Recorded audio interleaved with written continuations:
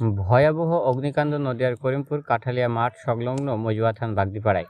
জানা যায় আগুনে পুড়ে যায় 4টি বাড়িসহ আসবাবপত্র। ঠিক কী কারণে আগুন তা এখনও জানা যায়নি।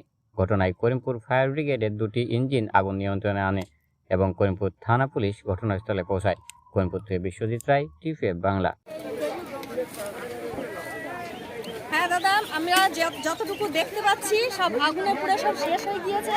25 থেকে 30টা ছাগল একদম পুরো শেষ, আর ডকুমেন্টস বলতে কিচ্ছু নেই।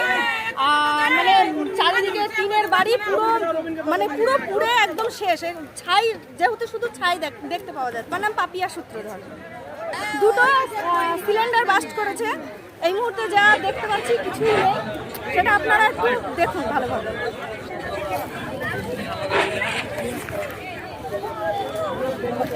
প্রতি ছাগল ছিল, গোটাকুড়ি ছাগল ছিল।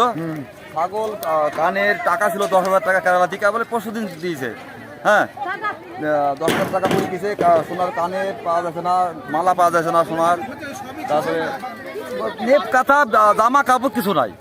ডকুমেন্টসও কিছু নেই না? না, ডকুমেন্টস, আধার কার্ড, ভোটার ছবি কিছু না। সব বই, স্কুল যত বই টই, জন্ম সার্টিফিকেট কিছু নাই। চারটে ফ্যামিলি আগুন লেগেছে, তাই তো? 4টি ফ্যামিলি। আর ডকুমেন্টসও কিছু নেই? না, কিছু নাই, সব শেষ। একবার পুরি স্বাভাবিক, আপনারা তো দেখছেন। হ্যাঁ, কিছু নাই, একটা বাস পর্যন্ত নাই। আপনার প্রশাসন এসেছিল? হ্যাঁ, প্রশাসন এসেছিল এবং ফায়ার ব্রিগেড এসছে? হ্যাঁ, ফায়ার ব্রিগেড।